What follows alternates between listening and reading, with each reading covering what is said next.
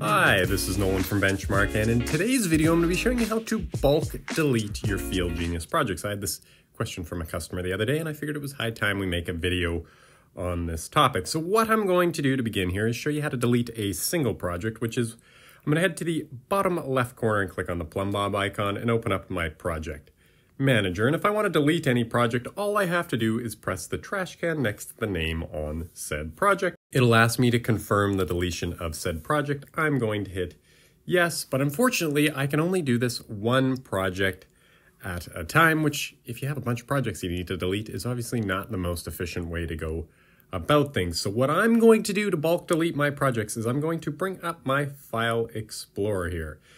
And in my File Explorer, what I'm going to do is I'm going to navigate to the area where my FieldGenius projects are saved. So for most people, that will be in your Documents folder under MicroSurvey, FieldGenius, and then FieldGenius projects. If you've moved that folder, it will be in a different location. But by default, it should be in this Documents location.